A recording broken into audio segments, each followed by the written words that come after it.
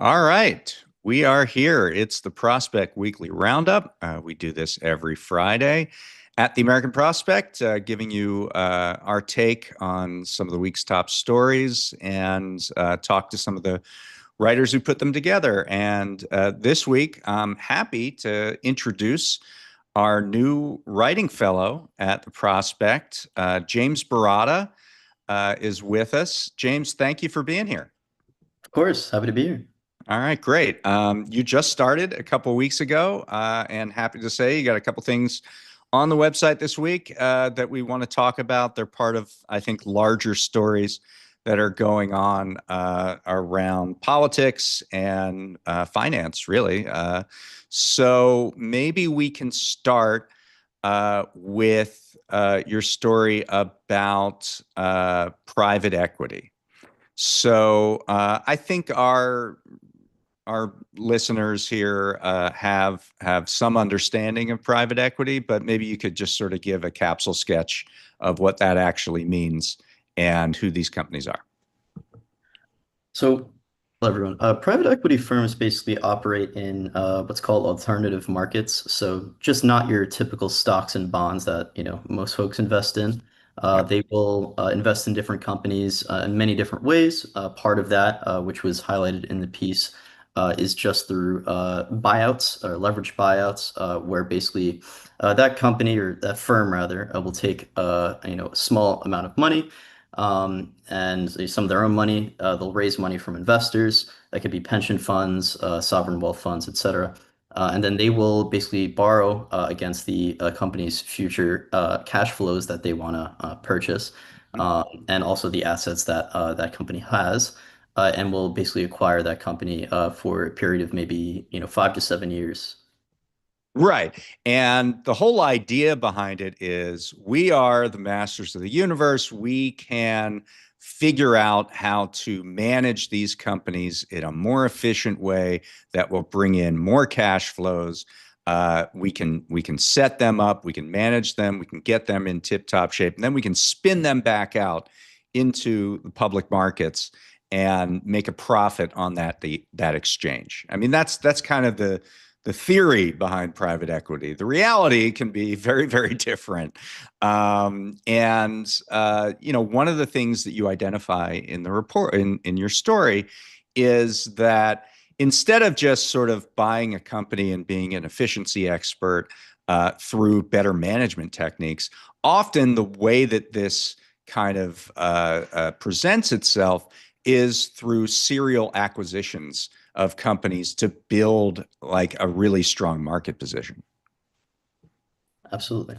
So basically, in that process, depending on the market, typically the market that is targeted is something called fragmented, highly fragmented. To the extent that that is fragmented, it kind of depends, but basically those specific markets are targets for these sort of practices.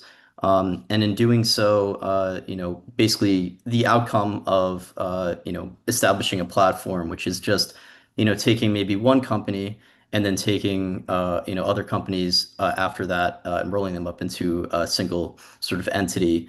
Mm-hmm. That entity, as a result, has just a stronger market position. That's really the idea.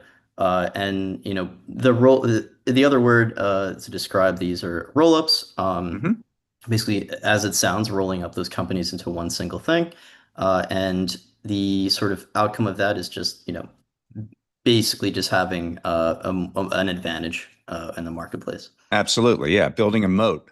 If you're the only company that exists in a particular marketplace, then you're going to be in pretty good shape. But they get away with doing that in a couple different. There are a couple different factors that help them with this. One is often the companies that they're rolling up are below the threshold where they have to tell federal antitrust authorities. And so they get to acquire this dominant position without having to survive merger challenges along the way. And the second way they do this is by giving the minimal amount of information when they do have to report to the antitrust authorities, that such that the priorities being what they are and the limited resources being what they are at the antitrust agencies, they just don't, they sort of overlook the process. That's how it's historically been. And you write about how that has changed somewhat because of changes to the way that this merger notification process can take place, right? Yes. So the Hart-Scott-Rodino Act, 1976, basically what that does today, even as it is still in place, you know, the firms themselves will have to report, whether or not, what the outcomes competitively are of the acquisition. So, not all serial acquisitions are, illegal or, anti-competitive. But what the outcome has really been is that you have the companies themselves, eventually, in many cases will have such a entrenched, strong market position as a result that it reduces competition overall. And to address that, it's been a lot more on the burden has really been placed more on the regulators themselves to really try to piece together what's going on. And with Yeah. the updated rule in place to that, which was effective in February, basically, uh, the changes to the filing, the actual filing that these firms have to submit about the mergers and acquisitions that they're doing, basically now requires them to submit a lot more information so that antitrust authorities can, more swiftly engage certain issues and then, move forward potentially if it's necessary with a, investigation into whether or not such actions are anti-competitive. Well, this is great. And it's such a little thing. And we've reported on this Hart-Scott-Rodino form in the past. And it's not ever going to grab a headline, but it's really important because basically the way it was before is the antitrust agencies basically had to duplicate work that was already done by the merging companies when they did their due diligence on the merger. So there is no reason why they can't just add that information. And it was reducing the sort of time tax that was put on the agencies. And I mean, companies knew this. They knew if we give minimal amount of information, we know that these agencies aren't that well funded, and we can kind of slip through the radar, right? We can get our merger done because they don't ask for a second request. And now they give all this information up front, much easier for the company, for the antitrust agencies to make a decision on, as you say, anti-competitive behavior. But there was a second part of this that shows the continued kind of precarious position that private equity is in. And that was this lawsuit that the Justice Department at the tail end of the Biden administration put against the granddaddy of all private equity firms, Kohlberg Kravis Roberts, or KKR. So tell us about that lawsuit. So in January, the Justice Department's Antitrust Division had brought a lawsuit against KKR for, and I quote, the systemically flouting, evading Hmm. scrutiny of these filings. So basically, as a result of that, KKR very much in a matter of So days have responded. let's just be clear. This was before this new merger Yes. form was in place. So this is under the old, very easy rules where you just have to say, hey, we're doing a merger here. And KKR wasn't even doing that. According to the allegation, they weren't taking the bare minimum that was required of them under the Hart-Scott-Rodino Act. And so the Justice Department said, "Hey, you're not giving us the information. You're just putting these mergers through without telling us, and we're going to sue you." And I think what's interesting about it is that case A is still ongoing, and B, the Hart-Scott-Rodino updates to the merger form were in fact, put into effect by the Trump administration. So this is another example of, this sort of continuity on antitrust that we haven't seen really in any other parts of the government. So, some people might listen to this and say, "Oh yeah, okay, so private equity had some legal troubles during the Biden administration, but that's not going to continue." But what you kind of say is that actually this isn't going to really let up for them. Definitely, because that's really what we're seeing. Just and even the current chair was explaining that regardless of what administration is sort of in power, the importance of having not changing rules and reinventing the wheel is something that should be a priority of the agency. Yeah, and in the merger guidelines of 2023 that are basically a guideline for how the government views antitrust law. It's a guide for judges primarily. There's a lot on private equity in there and saying that, I mean, they're not named specifically, but it's the practices that private equity engages in are called out, pretty directly in those merger guidelines. And those merger guidelines have been maintained by this administration. So that's kind of the legal pressure on private equity. But this interacts with a bunch of other pressures that are on the industry. So tell us about those. So private equity is definitely in a tough spot right now. Overall, the industry has been facing way more suppressed deal making than they have in the past. I believe I was reading Financial Times back in March of 2024, and the author was basically just talking about sort of where this sort of bubbling up at that time, and the tactics that firms will sort of use to try to kind of get by in those times, which is another interesting thing that I'm sure we'll get to. But Yeah. nowadays, deal making is so suppressed. You have companies that are held in these funds, these portfolio companies that the private equity firm will own. And their holding period is sort of coming up to, it's getting over 7 years. It's some that are as high as 13 years at Mhm. this point, and they just can't get rid of them because at that point you sell at a loss and you are not able to, give that return that your investors are expecting of you. Right. Yeah. So there's a couple different things going on here. One is there was this expectation when Trump was elected that there was going to be this surge in deal making, and that has not happened. A lot of that is because of the uncertainty through the tariffs and things of that nature. But for whatever reason, it hasn't happened. And so private equity isn't able to find deals because they can't price them properly. One of the reasons is that, the tariffs have created so much turmoil that we don't know what companies are worth now because we don't know what their future cash flows are going to look like.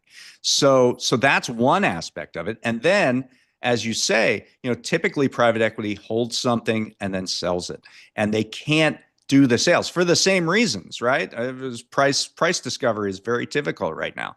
So they're continuing to hold these things because they don't want to sell them at a loss. There are a lot of kind of weird maneuvers where they create some other shell company and they sell them to themselves, and that's been going on for like a year now. It's kind of like a extend and pretend kind of scenario.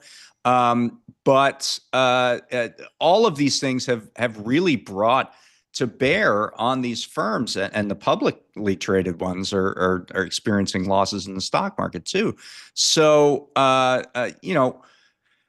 when you think about this and put it all together, and there's a third aspect actually before I go to the sort of summation, but the third aspect is where the future funds for the private equity firms are going to come from, right? Because there are a lot of companies or institutional investors who are saying, I don't know if this is such a good bet anymore. Definitely. And when you look at institutional investors specifically, because of what's happening in the stock market, there's this effect that happens called the denominator effect, which basically means that when something goes down in your portfolio, you have, you have a bag, right? Say, for example, you have different fruits in there, Right. and you have less apples than you maybe had previously. So now you're like, okay, I'm going to put in, now I have more oranges as a result, right? So basically, what the effect of that is, they have an over allocation. They have too much in there. They're Right. above their targets, and this happened with the real estate market, last year. And so we're sort of seeing this repeated, effect. And as a result of that, it kind of goes beyond the strategic targets too, because what happens is, uh, you know, you need to put money to work, right? And you also, because you have expenses, right? You have liabilities, you have Hmm. pension funds, you have to make sure people are getting their benefits and making sure those things are paid. So you have to have cash, you have to have liquidity. So when you're sort of looking at your overall, everything in the basket, basically what's going on is, I need to come up with something quickly.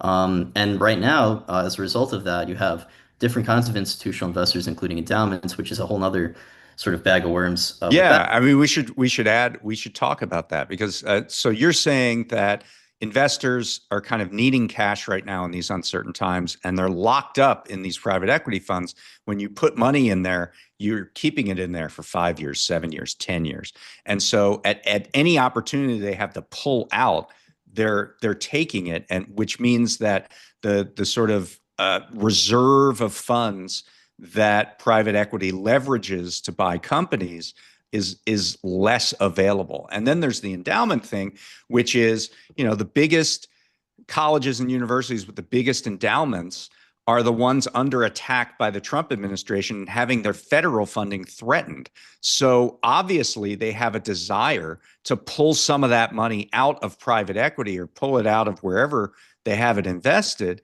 so that they have that reserve to make up potentially for the losses that they could suffer because Trump is holding back funds.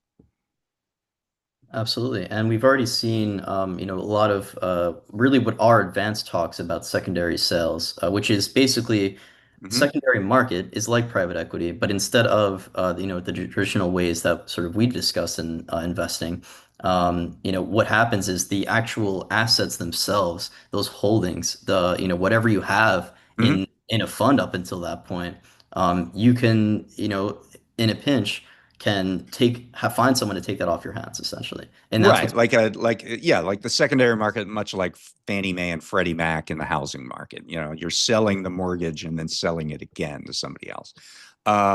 So yeah, so I mean, you put all these things together. So private equity has this legal pressure from the government that is frustrating its ability to make deals.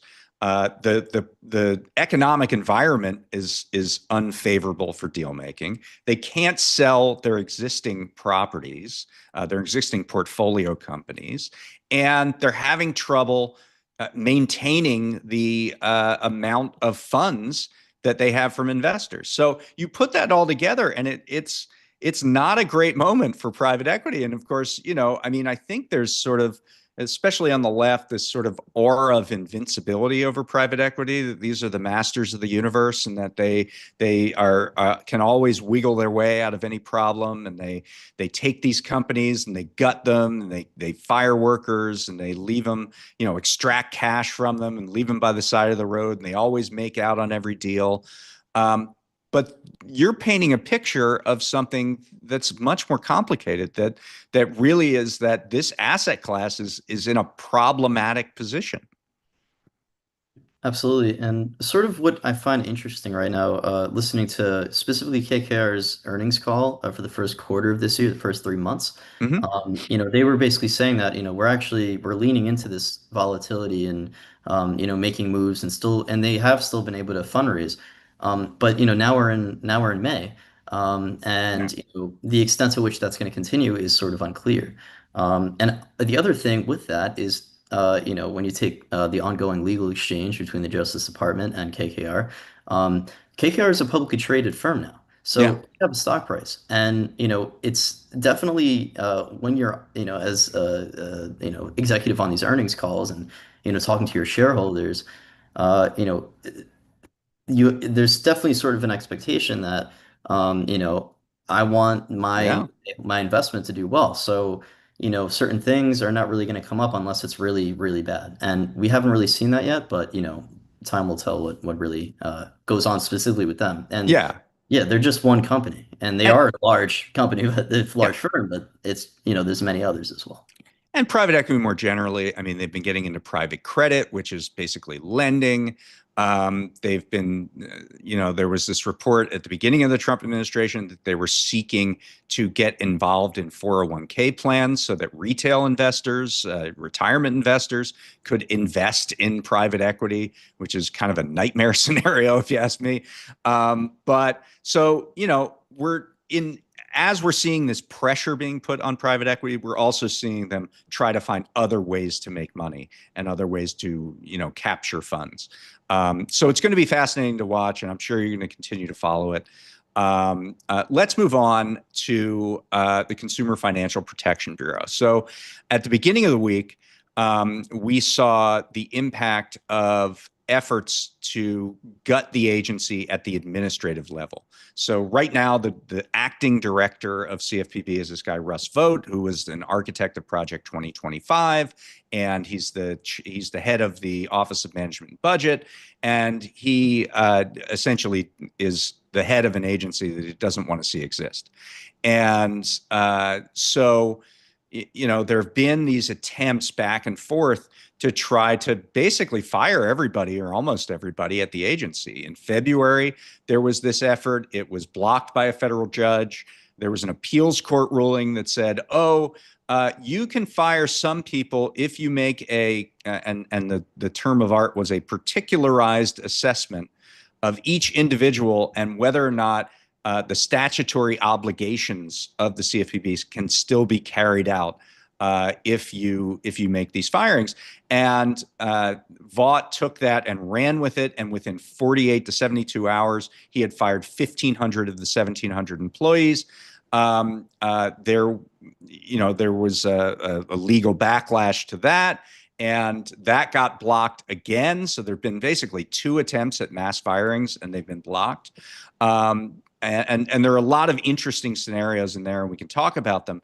But what you covered is the way to do this that isn't through the executive branch, but through the legislative branch. And so talk about what was in, first of all, what was the bill that was being debated that you watched this week in the House Financial Services Committee? So the House Financial Services Committee, specifically, its Republican members had basically in the markups to the reconciliation package had basically said, The and big that's beautiful bill. This is yeah, the giant. This is one part of it. This is the one section, right? the Trump agenda is basically entirely going to be done in one bill, or at least attempted that way. And each committee has responsibilities to do certain things within part of that bill. So this was the Financial Services Committee's contribution to that big, beautiful bill. Yes. So in that contribution, to basically come up with savings for that, Mm-hmm. their proposal was to basically completely, it's very substantially restrict the amount of money that the CFPB can and request from the federal government. It's funded through the Federal Reserve. Yeah, this is important. So in 2010, when the CFPB was created, it was not run through the normal appropriations process. A lot of federal agencies, they get their money from Congress. Congress appropriates, you get $1 billion, and then that entity uses that $1 billion through prescribed means that are prescribed by Congress. CFPB is different. They actually get their money because they are a part of the Federal Reserve. And so the Federal Reserve has money that they gain through market operations, et cetera. And the CFPB requests a draw on its funds at the Fed, and then they get that to fund their operations. And what you're talking about is that Congress does play a role here, but it's sort of a separate kind of advisory role by setting a cap on the amount of money that the CFPB can get from the Fed, right? Exactly. So that cap, what the reduction that is basically specified there would amount to, I think it was over 500 million as an actual number adjusted for inflation, right? So, the It was a percent 70% cut to the cap, 70, right? but that is a 70% cut. Right. So Yeah, my understanding is that the cap right now is 820 million. That's the amount that CFPB, the maximum amount they can ask for from the Fed. Now they don't even ask for that much. They asked for about 700 million last year when they had a cap. They had headroom there. They had a cap of 800 million. This would take the cap initially down to 250 million and then adjust it for inflation annually. And so that's a huge cut to what CFPB can do, right? massive cut. It would basically render the agency's work largely impossible to carry out. For the most part, really, the amount of funding that was used, previously, it didn't, exceed the cap. But still, like that is going toward the agency's operations. That is basically what is keeping everything going. So when you Right. significantly take that away, what do you have left? Exactly. And, it's talking about supervision, the ability to examine covered entities, banks, and financial institutions. It's about enforcement, the ability to bring lawsuits when companies violate the law, consumer protection laws. It's about maintaining the consumer complaint database, which is where consumers can complain about being, swindled or in some way abused, and CFPB maintains that database and elevates the complaints to the companies. It's about all of the other things that CFPB has to do. And when you cut the whole agency by 70%, something's going to get lost there. And it's mostly statutory stuff, right? But here's what I think is interesting there. Two things. Number one, um, the whole point of budget reconciliation is that you're saving money for the federal government. And changing the cap that the Fed or that CFPB can request money from the Fed that is not on the budget saves no dollars for the federal government. It saves $0. And there's a question of whether that will actually be allowed in the budget reconciliation process, because under the Senate laws, they're not laws, they're rules. The internal rules of the Senate, everything has to have a budgetary effect. And if you're talking about what the CFPB can get from the Fed, it doesn't have a budgetary effect. So I don't know that this is even legal and allowable and will pass muster on the Senate side. But the second part of that, and you mentioned this in the piece, is that um, you know the amount of money that the CFPB has restored for the public greatly exceeds the amount of money that they actually spend on its operations over time. So it's like a net producer of money for the nation writ large. Absolutely. I believe since 2010, it amounted to $21 billion, like with a B. So it's not breadcrumbs for sure. Like, and that's all going back into the pockets of Americans who have been victims of financial fraud. Yeah. And so it's a much higher number. There's a return on investment. In other words, when you invest in policing financial fraud, you end up making more money for the American people, or at least restoring more money from for the American people that was taken from them in violation of the law. But there's another part of this that would actually, I think, generate money for the federal government, though not in a good way, and that is the change to the civil penalty fund. So tell us what the civil penalty fund is and what Republicans on the Financial Services Committee recommended. So the civil penalty fund is a restitution fund. So someone who is defrauded, a consumer is defrauded, and the company that they are defrauded by goes under, goes bankrupt. And at that point, not being able to seek restitution directly from the company, that consumer through the civil penalty fund is able to, secure, really justice through the civil penalty fund itself, because, otherwise, that restitution wouldn't be coming from really anywhere else. So that is really the short version of what it does. And it's certainly the Military Lending Act, that winning secured through that, justice through Mhm. that is redirected into the civil penalty fund, and it's distributed. So that is basically where the restitution goes.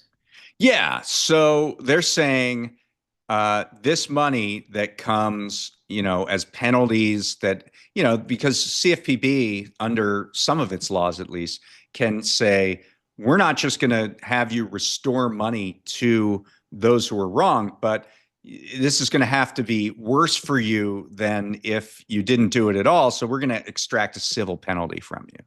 And so that money goes into this fund.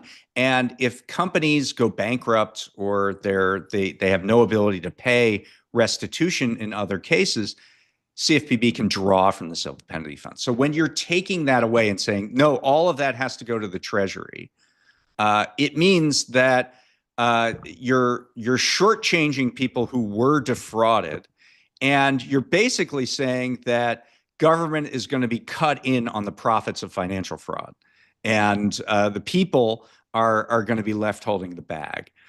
In many cases, and so the question is, why is that? Why should that be our public policy, that we're going to limit the amount of restitution that companies can get if an offender falls out of business? Yeah, and sort of the broader sort of sentiment that I was hearing, listening to the meeting, was Right. that the folks who want to pretty much gut the agency know that it's been working. It has been delivering for the American people, and by sort of you have looking at the target. Okay, we have to come up with some money in this section, and find it somewhere. Really the effect of that, it's a really minuscule impact on that overall goal financially. But it is a massive impact on people who have been helped by this agency, that is really doing the work to, make sure companies are held accountable, to make sure that people aren't just, left holding the bag. And it's really it just sounds like a bad investment almost, Yeah. like you're not really getting the return anymore if you put it that way. So, that is really the outcome. Yeah, I mean, if you think about this in the grand scheme of things, we're talking about $500 million a year. The federal budget annually is 6.75 trillion, right? So this is not, it's so small that it's not even a trivial amount. It's less than a trivial amount, but it's supremely important to people who typically are the most vulnerable members of society, who get robbed essentially by deceptive actions and practices by financial institutions. And so it's such a small price that we pay to get this kind of really important return. That's definitely a big part of this, and especially that the budget savings in terms of the federal budget are mostly zero. It highlights that discrepancy even further. But I want to talk about one part of this, because we talk about the CFPB as a consumer protection agency, and they're on the front lines making sure that companies are doing right by their customers. But there's also another function to that. In that regulatory process, it also it ensures that markets can function smoothly, right? And during the last couple of years, when there were legal challenges to the CFPB, there were amicus briefs, which are opinions that are sent to courts to try to influence their decision making. There were amicus briefs sent in by the Mortgage Bankers Association that would say, be careful of don't get rid of this entire agency because some of the stuff they do is really important for us. And it was a rare moment because usually when you have big business, they're talking about the CFPB in terms of being a hindrance on their ability to operate. But when push comes to shove, getting rid of an agency or breaking an agency like this actually harms the overall market. And I'll give you a good example of where that happens. And I've written about this before, and we got some new information on this week. So there's a thing called the APOR tables. APOR stands for average price offer rate. And basically, if you go back to 2008, we had anybody who could fog a mirror could get a loan. And there was just sort of this mass amount of fraud in mortgage lending markets. And as a result, a law was passed through the Dodd-Frank Act that said mortgage companies have to actually judge the ability for their borrowers to actually repay their loans. Like, big concept, right? So the ability to pay rule is in place. And there's a way that mortgage companies can dispense with some of the compliance restrictions on that. And the way they do it is by offering loans within a narrow margin, 30-year fixed, and within a certain interest rate range that is at or near the average price offer rate. And if they do that, they essentially have a safe harbor from this ability to pay rule. If they're giving a plain vanilla loan, then they don't have to generate all the paperwork. They're not liable if the loan fails for litigation. As long as they're in that APOR rate. Now, the problem with this, obviously, is that the interest rate changes over time. It's a moving target. And so every week, CFPB publishes the average price offer rate. Like, this is the APOR rate this week. And so if you're offering a loan within whatever the narrow range is, then you're going to be safe. But it has to be, that's only for this week. Next week, it might be a different number and you might be out of compliance. So every week they have to do this. And initially, when CFPB shut down in February, there was a lot of consternation from the mortgage market saying, we don't know what the APOR rate is. And that's going to make it hard for companies on the secondary market to buy loans because, like, am I buying a loan that's going to blow up and then I'm going to have legal risk? So at that time in February, Russ Vought actually got somebody back to say, you can do the APOR table because we need to do that at the very least. So when in April they did this mass firing, they left 3 people in the Office of Research, which calculates the APOR tables. But what I learned this week is that they have been working to outsource the APOR table calculation to a private company, and that private company is called ICE. It's the Intercontinental Exchange. They actually own the New York Stock Exchange, the Intercontinental Exchange. But this is a part of it called ICE Mortgage Technology. And they actually supply some of the data upon which the APOR tables are based on. So there's a little bit of logic there. Like, they're the company already supplying the data, so why don't they just do the calculation?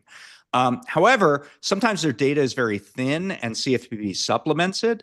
And ICE on the outside wouldn't have the ability to do that. And the second thing is that it's in law and statute that CFPB shall calculate the APOR tables. And how do you outsource something like that? So there were these harried discussions this week inside CFPB between legal and compliance and all these other entities of the agency saying, can we legally actually outsource this? Are we allowed to do this? And that's what's taking up the time of the CFPB, not enforcing the law, not finding violators of consumer protection statutes, but how far can we go and push the envelope to just outsource stuff? So I think that's a fascinating part of this, because what it shows is that private actors kind of need regulation, because there's regulation.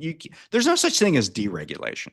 There's either regulation in a democratic sense by government, or there's private regulation by private actors in their own interests. And I think what this whole episode shows is that there are certainly entities in markets, whether it's the mortgage market or others, that really actually need democratic public regulation to structure markets.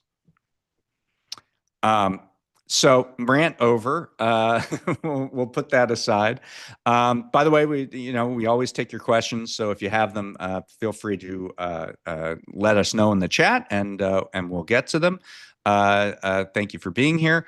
So let's talk about some of the other things that are going on this week. Obviously, what you were talking about, the reconciliation bill.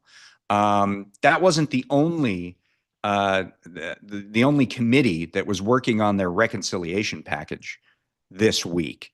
There were certainly others, and I don't know if you have any thoughts on that, but we can start talking about, how are the Republicans going to land this huge bill that they apparently have a July 4th deadline for. At least that's what they're talking about.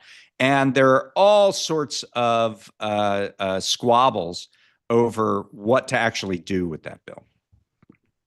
And definitely, first sort of committee that comes to mind is the House Judiciary, considering sort of what's been going on there.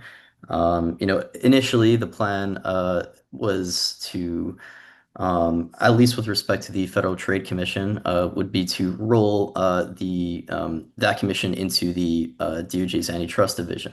So what the outcome of that would have been, now that Republicans have kind of been like, okay, maybe that's not a good idea. The outcome of that would have been, the FTC and the DOJ have specific roles. They collaborate. It's almost like how ICE and the CFPB collaborate to, produce that, Mm-hmm. the rate. So, in the sense of antitrust regulation, those agencies have specific core duties and core roles that, they are in And they're individual. different. They're They are different. different. The FTC has something called unfairness authority. They can prosecute for unfair methods of competition, and um, no other entity has the ability to do that. And so what Judiciary had suggested is that, okay, we're going to give all the money and manpower and resources for antitrust authority from the FTC to the DOJ. And that would be a backdoor elimination of that unfairness authority. I mean, that's what it would do effectively. And so, what's interesting is that, so Jim Jordan, who's the chair of the House Judiciary Committee, he says that's what we're going to do, and he gets a huge backlash, including from like Steve Bannon and some of the MAGA populists who say, "Look, the Section 5 authority, the unfairness authority, is what's prosecuting Facebook right now, and so if you get rid of that for FTC." You can't continue to prosecute Facebook, and you can't continue to prosecute pharmacy benefit managers who are jacking up the price of insulin. And so, are you in the pocket of Facebook or not? And within a day, Jim Jordan backs off. He's like, yeah, we're not doing that. So it's really funny that we've talked a little bit in this call about this weird antitrust consensus, and that's an example of it, that Jim Jordan and the sort of libertarian right tried to backdoor hobble antitrust enforcement, and they weren't able to do it. So that's one of them. And another one that happened this week is the Education and Workforce Committee, which would really just completely obliterate student loans as a viable product. So this, I thought, was interesting. And it wouldn't only do that, but at the same time that it would make student loans less affordable and more punitive, it would also make them more dangerous, because it was going to repeal regulations that kept private for-profit colleges out of the market. There's a regulation called the Gainful Employment Rule, which says that if you're offering a course of study as a college, You actually have to, make sure that the people who go through that can actually get employed in that field of study. So that's number one. And number two was the 90-10 rule. And the 90-10 rule says that all colleges and universities, at least 10% of their revenue have to come from something other than federal financial aid, like student loans. And for-profit colleges pretty much get all of their money from student loans. So both of those rules essentially pushed for-profits largely out of the market, not entirely, but to a much greater degree than there were in the 2000s and 2010s. And the repealing those rules would rush for-profits back into the market at a time during a recession when people are trying to find skills, new skills, which is super, I remember writing about the for-profit industry, and there was this, I talked to this woman who was at one of these colleges, Corinthian colleges. She worked in, was like a kind of an executive there. And she said during the recession, these executives were thrilled because they knew people would be coming to them and people would be, enrolling in these colleges. And, down economic times are good times for fraudsters because, people are vulnerable, people are desperate, and people are seeking new opportunities. So that was kind of the education department. Now, we have a question from Jared. Says, how well do the budget proposals anticipate the tariff heights? Are there any CBO reports we should look out for? I mean, it's an interesting thing about tariffs, and James, I don't know if you have any thoughts on this, but the tariffs are happening outside of the budget process. So rhetorically, Congress can say, okay, yeah, we're cutting an amount of revenue because we're cutting taxes, and that's going to be a massive loss of revenue for the government. But tariffs they're backfilling all of that money, and we can get rid of taxes altogether because we're getting so much money from tariffs. The realities are, the calculations are, that's not true. Right now, we're at kind of a high watermark in tariff collection, and it translates to about $2 trillion over 10 years when they're trying to cut at least 4 or maybe up to $6 trillion in tax cuts. So the numbers just don't pencil out.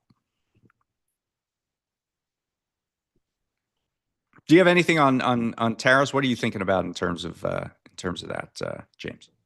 I think because, as you had discussed recently on Organized Money, actually, right now, what we're sort of the looming sort of supply shock that is coming with, shelves being empty at Costco's and places across the country, that damage is really already locked in.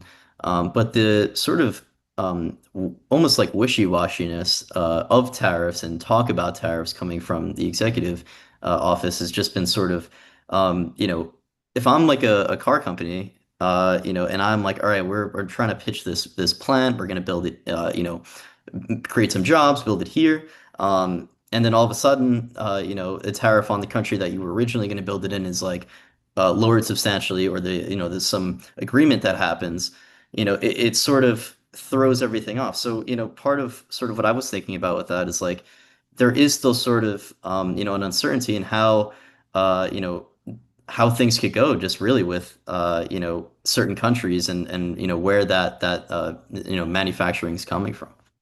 I mean, remember, we're in a 90-day kind of like a 90-day countdown, and I think we're about 20 days into that or so, with the reciprocal tariffs that were put on all countries, right? So Vietnam had like a 49% tariff, and the EU had a 25% tariff, something like that. There was supposed to be, Trump said, I'm putting a 90-day pause on that. And we're about 20 days into that 90-day pause. It kind of coincides with July 4th. And he said, we're going to make all these deals with these other countries. But, we don't know what's going to happen with those deals. We don't know if people are going to walk away from the table. No deals have been announced. I guess this week, Howard Lutnick at one point said, we have a deal, but it's with an unnamed country. They have to confirm it. In other words, you don't have a deal. If you have a deal with a country that hasn't confirmed it, you don't have a deal yet. So, we're at zero in terms of actual trade deals made, and the clock is ticking. So those tariffs could go back up if Trump's true to his word.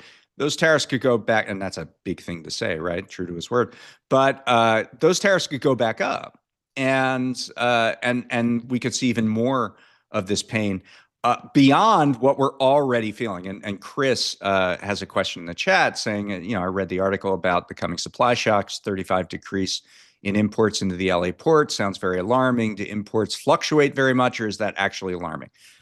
It's actually alarming, although I will give, a slight caveat to it. So it's clear that there was a lot of front running of these tariffs.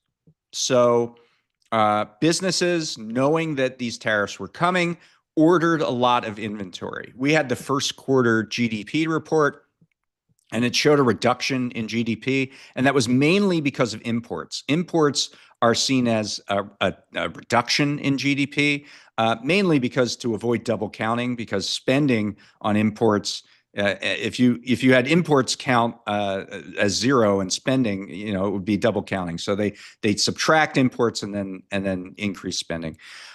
So there was all this front running and building up of inventory to anticipate that there were going to be these high tariffs. So they wanted to get the purchases in under the wire, right?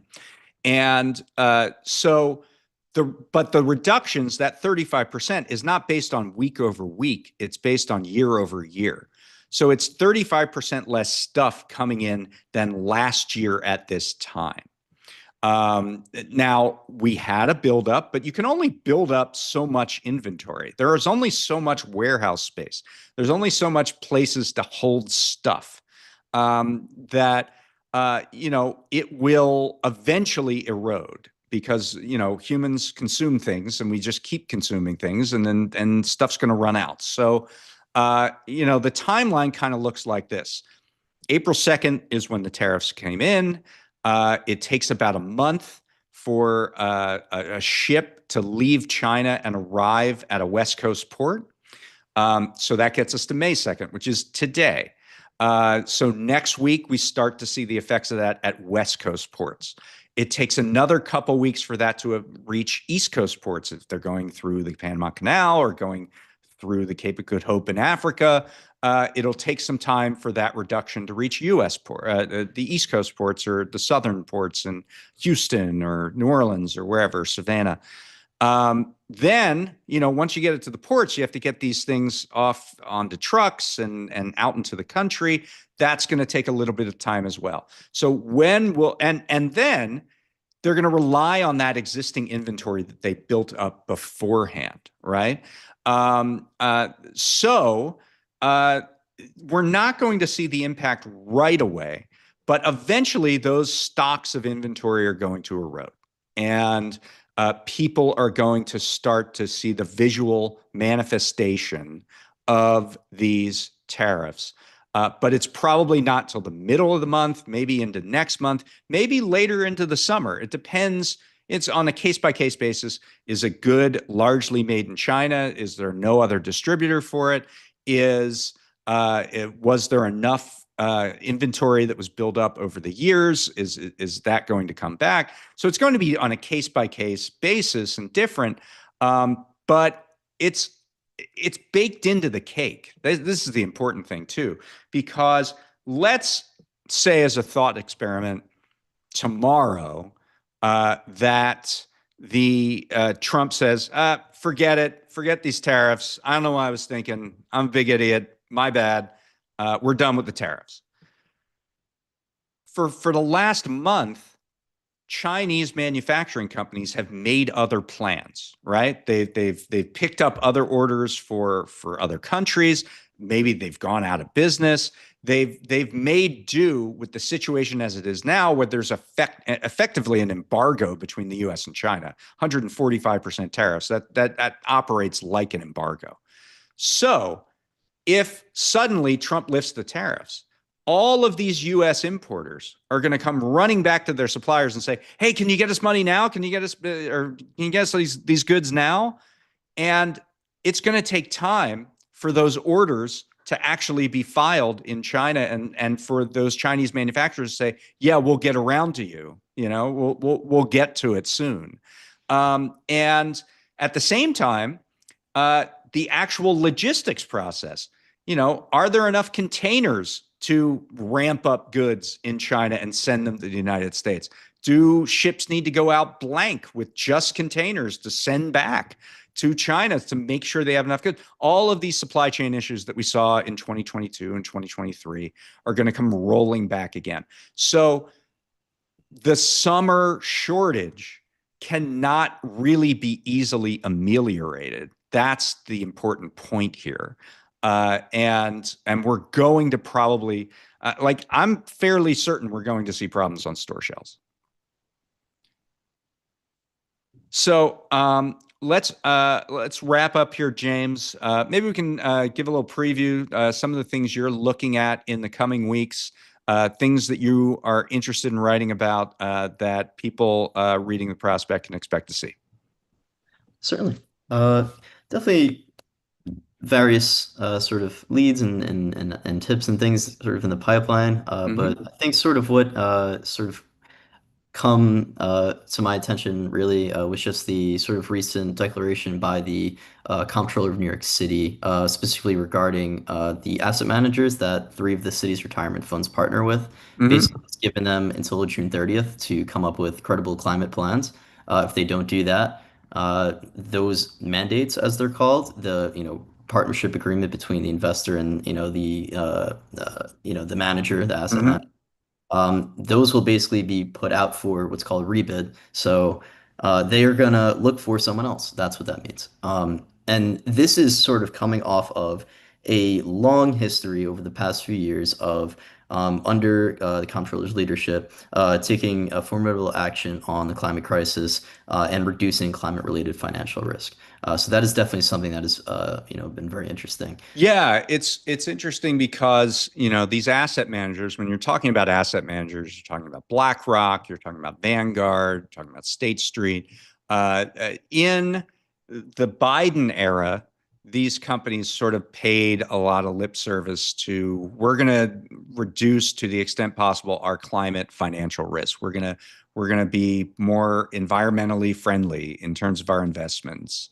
And when Trump came in, they backed off of all of that. They completely changed their tune, and they probably thought, well, this is the near term, risk for us is Trump, damaging this industry, and so we're going to pay attention to trying to appease Trump.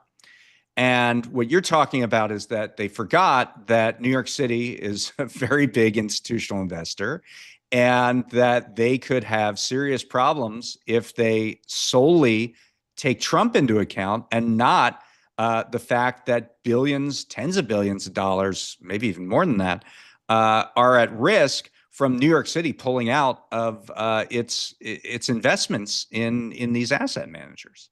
Absolutely. And when you talk about these mandates are not just for like, uh, one of the fruits that they have like a little bit of. It's like their fixed income, like they're like bonds, and it's like stocks and like huge, like very, like massive mandates that are being managed that could be put out.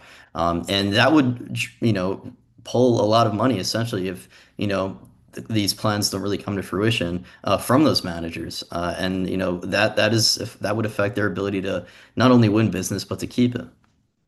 Well, that's a big one. I'm looking forward to seeing that. It's great to have you on board, James. Good to see. We're obviously there's an interest in finance, interest in sort of the hidden behind the scenes machinations that drive our economy and society. And I think that's very much in line with what we do at the Prospect. So it's going to be good to see what you put out as a writing fellow in the coming weeks and months. Thank you for being here on the weekly roundup. I will advise folks that we are here every Friday at 12:30 Eastern, 9:30 Pacific. I have one more show next week, and then I'm off for a couple of weeks. So definitely come back next week, and we'll be here. We also put this on the website at prospect.org. So later on today, you'll be able to see a copy of this, and if you missed some of it, or if you want to tell friends. Word of mouth, definitely our best form of advertising. You can check out our YouTube page. You're on it right now if you're watching this live. YouTube. The channel is called The American Prospect, and you can sign up and you get a notification every time we go live. I want to thank you for being here, and have a very good weekend. Thanks, James. Thanks for coming on. My pleasure. All right. Take